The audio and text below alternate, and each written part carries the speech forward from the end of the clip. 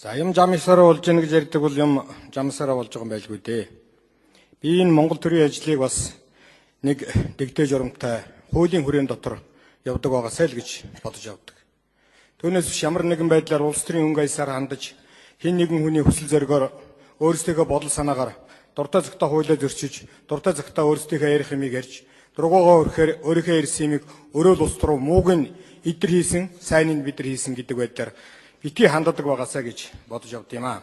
Тэр ч утгаараа өнөөдрийн энэ процессыг хараад зарим тал дээр бол үнэхээр одоо харамсалтай байна.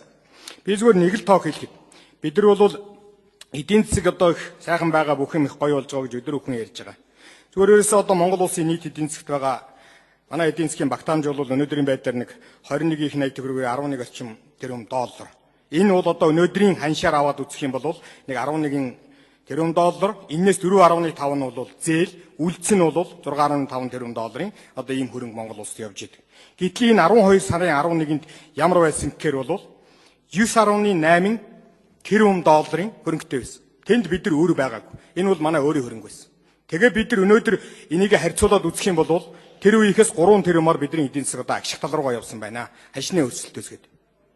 Энийг одоо бид нар эдийн засгийг сайжирсан гэж үзэх үү, муудсан гэж үзэх үү? Энэ процесс чинь дөнгөж одоо энэ 6 сарын дотор сайд тэгээд явж байгаа энэ хідэн хүмүүсийн гайгаас болоод ийм болчоогүй юм. Эхнээсээ аваад буруу явсан бүх юм чинь буруу байна гэдгийг хэлсээр байтал засаж залруулахгүй яг өнөөдөр 12 он эхэлж яхад бид бүхэн бүгдийг чадна гэсэн ийм өнгөйсаар ярьж ирсэн юмны чинь гай өнөөдөр энэгээр илэрч байгаа маа. Өнөөдөр та нар вексел гаргана гэж сууж байна. Өрийн бичиг гаргана гэдэг. Муу юм модон улбаатай гэдэг. Авилгачдыг цээрлүүлэн авилгацын төсвийг алга болгоно гэж баахан явж исэн объектуудыг зогсоогоод одоо тэрүүнийгээ буцаагаад барилгын компаниудаа санхүүжүүлээд тэр өр авалгаа дараад барагдуулна гэхээр нөгөө арай гэдэн муу юм сангийн сайд нь чадан хэдэн вексел гаргах шийдвэрээ гаргаад ирэнгүүт их хурал дээр нэргэж ирээ зогсооч шалгана гэдэг. Энэ их хурал дээр одоо нэг ийм засгийн ажил руу дахиж ордог нэг ийм өвчин үүсчихэд байгаа юм л. Таван толгой одоо энэ барилгын компаниудын ажил төрлөгээд энэ юмнууд. Тэг бид нар чинь энэ нэг ажлынхаа зааг ялгааг ойлгохгүйгээр дуртай газараа дуртай юм хэд дуртай газараа дуртай өөрсдийнхээ амны зоргоор дахиад авах юм бол энэ улсын шинэ ажил явахгүй шүү дээ. Энэ үнийг одоо ерөнхий сайд та өөрөө мэддэг баймаар юм. Жишээлх юм бол өнөөдөр сая хэн Отгонбаяр товч дурдаад өнгөрлөө. Ерөнхий сайд та хаврын чуулганы нээлтийн урд өдөр 5 толгойн гэрээнд гар үсгээ зурнаа. Оюу толгоогоо хөдлөгнөө.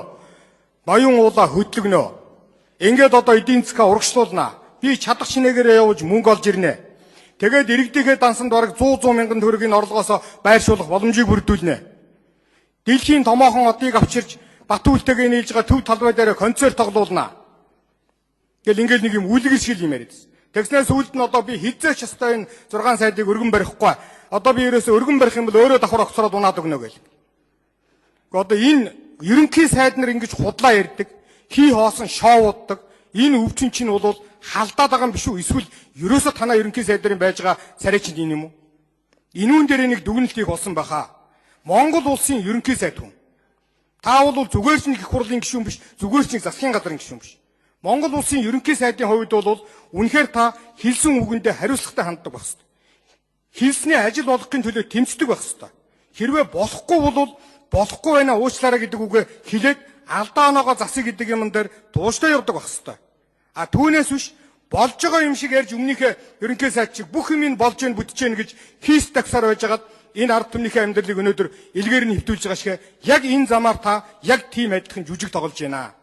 Тийм учраас бол би танд хандаж хэлэхэд бол энэ худлаа ярьдгаа бол бол хий шоу хийдгээ бол хийрэхэд давтгаа бол үнэхээр энэ засгийн газраа та засгийн газар шиг ажиллуулж чаддгүй юм бол энэ сайд нар чинь үнэхээр таны хэмжээнд хүрч ажиллаж чадахгүй байгаа юм бол та өөрөө ажиллаж чадахгүй байна гэсэн. Тэгвэл та шударгасны зүй ёсонд нийцэхээр үйл ажиллагаа явуулах юм бол би энэ засгийн газрыг удирдах ажиллаж чадахгүй юм байна. Уучлаарай би өөрөө явъя гэж хэлэх ёс зүйтэй байж сур. Тэгэж гинэж энэ Монгол төрийн ажил бол би сайн явна гэж ингэж ойлгож байгаа. Тэгээс нь энэ колдрог сая одоо Отгонбаярын өнгөч хамаагүй юмар хаалаа гэж байна. Та тэр хиний хамаатан хаана байгааг нь хэл.